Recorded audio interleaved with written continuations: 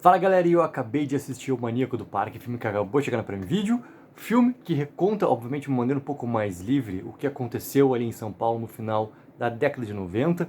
Cara, eu tinha simplesmente, assim, 14 anos na época em que estava tendo a cobertura da mídia sobre o que era que estava acontecendo ali especificamente, sobre os casos que envolviam o tal Maníaco do Parque e também tudo que foi em relação também à sua captura na fronteira ali do Brasil com a Argentina, que aconteceu aqui no Rio Grande do Sul, e a repercussão que aconteceu do caso também.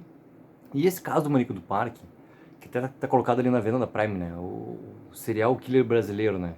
Que é óbvio, cara, pô, tudo que tem a ver com a matéria de true crime, isso tem um grande apelo perante o grande público, e isso a gente percebe muito como isso é consumido em todos os streamings, né? Muito mais forte até hoje em dia do que em relação ao cinema.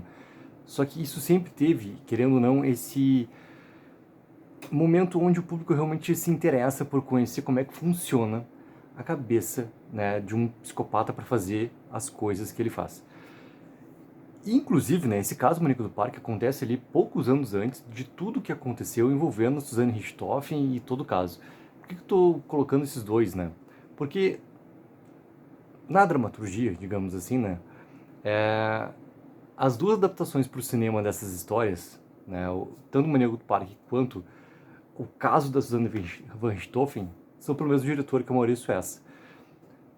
E acho curioso, assim, a maneira um pouco até diferente como ele adapta cada história. E essa diferença, ela pega muito no porquê que, aqui no Maníaco do Parque, por exemplo, ele escolhe colocar, cara, uma miscelânea, uma grande miscelânea de uma trilha sonora, assim, ó, que obviamente é uma trilha sonora daquele momento, né, pra tu marcar muito o período do filme, onde que tá acontecendo esse período do filme. Só que essa miscelânea toda, cara, ela é uma, é uma sensação, assim, ó, de forçar para que tu tenha algum tipo de experiência quanto o que está acontecendo com tal personagem ou o que aquela cena, aquela sequência quer realmente passar através da trilha sonora. E isso fica algo, assim, ó, extremamente incômodo, tá? Porque essa miscelânea toda me lembrou, cara, talvez assim, um dos piores momentos que eram toda a apresentação, por exemplo, do Esquadrão Suicida lá de 2015, 2016 também, onde tu tinha essa aceleração de querer mostrar realmente muita coisa, tu contar muito da história, através da trilha sonora, através da música ali, para te contar aspectos de personagem, para te conseguir acelerar muito o ritmo, para te tentar chegar no ponto que tu quer contar dessa história, e tu utilizava muito dessa música, tanto lá quanto aqui. E, por exemplo, nos filmes da Suzanne von Richthofen, né, ele não utilizou esse aspecto, né? Ele acontece de uma maneira muito mais fluida para te contar aquela história, independente de qual filme que seja. Pô, todos os filmes estão disponíveis na Prime, né? Todos os filmes estão disponíveis na Prime. E aqui no Maníaco do Parque, ele utiliza e, cara, me incomodou demais, assim, porque realmente tem uma coisa que esse filme, ele não consegue em nenhum momento passar, tá? Ele tem uma mensagem clara, que obviamente fica mais evidente ainda no final o que ele realmente quer contar com essas duas histórias que correm em paralelo, né? Tanto do Francisco quanto da Helena. Por que a história da Helena é tão importante ali para a gente entender o quanto mais da sua vida pessoal, para a gente ver as consequências que ela está trazendo na morte do pai, a semelhança que ela tinha em relação ao pai, que fica claro quando a irmã fala para ela também, para ficar mais claro ainda para a gente quanto público. O que é realmente essa justiça toda que a Helena quer realmente concretizar? Qual é a sua visão real sobre tudo que está acontecendo ali, tá? Quando essas duas histórias em paralelo ali são contadas, ele não consegue, tá? O filme em nenhum momento criar uma tensão muito forte para que a gente mergulhe de uma maneira mais profunda na mente desse nosso serial killer brasileiro. Em nenhum momento, cara, o filme ele consegue provocar essa tensão. Por exemplo, tem duas cenas onde a Helena tá com a irmã, que é, cara, e até botar um parênteses aqui, uma gaveta, tá?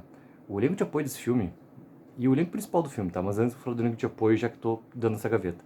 Pô, Mel Lisboa, cara, o Bruno Garcia, cara, o Augusto Madeira, o Marco Pigossi, eles estão muito bem nesse filme. E eles dão uma força muito grande, porque eles conseguem criar, com pouco que eles têm, esses personagens bem importantes pro que tem que acontecer de cada um na trama ali. E eles dão muita força pro protagonismo, tanto, né, da Giovanna Grigio quanto do Silvério Pereira, que, assim, por mais que tenham problemas, tá? Os personagens, por causa da maneira como tá tentando se contar essa história, usando esses outros artifícios para contar e tu passar muito do que tá acontecendo com os personagens, né? Tu não deixar que eles realmente se desenvolvam, tu usar esses artifícios para passar esses desenvolvimentos, a atuação deles, cara, tá muito, mas muito boa. Tanto que esse grande problema para mim que tem, tá? Vou voltar ali para o momento onde tem essas duas cenas onde a Helena vai pro consultório da irmã. E, né, a irmã passa para ela as características ali sobre como que funciona a cabeça desse psicopata. Como na real, né, geral, ela amplia completamente a conversa para falar sobre como que funciona para os psicopatas, que tipo de agrado, que tipo de prazer, como é que é realmente isso tudo para acontecer.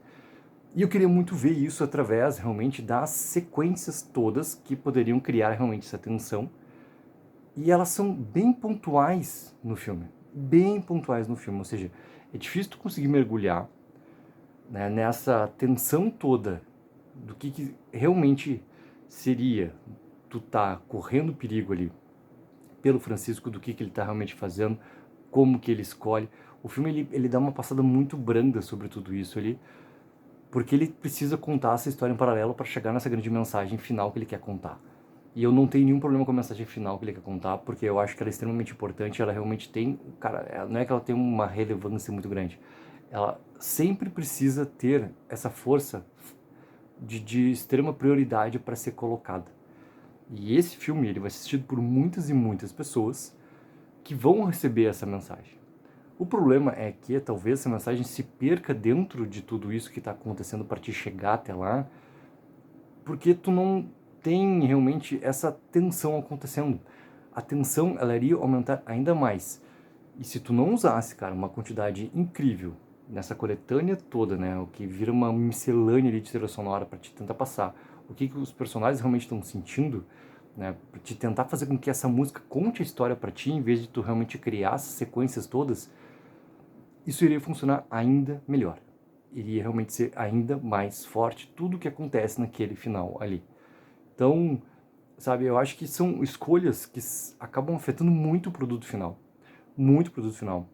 Inclusive vai ser na Prime, né, o documentário sobre a história do Maníaco Park, cara, é evidentemente que um documentário por si só, ele já tem uma riqueza muito grande de informações ali, que sempre consegue englobar, ou sempre eu tô sendo, né, bem genérico também assim, mas quase sempre ele consegue englobar uma, digamos assim, ó, um escopo mais detalhado sobre o que realmente aconteceu ali. Que é que no filme acaba se perdendo. Ele perde, então ele acaba perdendo muita força sobre tudo que ele quer contar ali.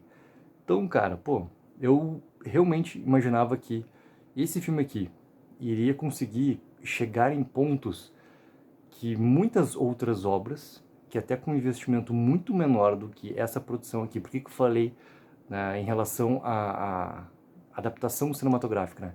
Porque tantos filmes, cara, da história do Suzanne von Richthofen, né, quanto agora aqui Maníaco do Parque, eles têm realmente um investimento ali, que eles não são um filme apenas voltado para o streaming. Eles são filmes que estão sendo lançados no streaming. Só que ele tem um orçamento, sim, que bate muitas e muitas produções que vão para o cinema aqui no Brasil e algumas outras produções que inclusive têm esse mesmo tema, digamos assim, do serial killer e a maneira como vai funcionando e também com histórias sempre em paralelo, porque quando a gente pega assim, a gente tem o lado do serial killer, só que a gente sempre vai ter um outro lado. Esse outro lado pode ser do policial, esse outro lado pode ser de alguém que é muito próximo ali, que tá sempre permeando poder ser uma vítima ou não também dessa pessoa. Tu sempre vai ter um segundo lado, sempre vai ter uma história em paralelo correndo. O problema tá na maneira que tu tá contando isso.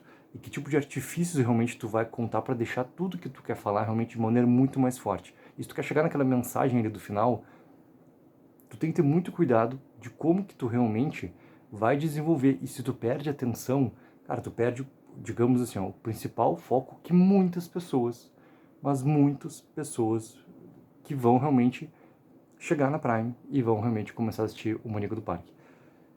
Ele tá muito, muito, muito pontuado Os momentos onde tu tenta criar aquela tensão e ela rapidamente se dissipa, porque tu vai para um outro elemento da história ali. Então, galera, pô, é um filme que, pra mim, assim, ficou muito aquém da expectativa que eu tinha. Quero muito saber da opinião de vocês, coloquem embaixo nos comentários. Não esqueçam sempre de dar aquela ajuda, que é mega importante, de curtir o vídeo e assinar o canal. Take04, viva o sonho aqui!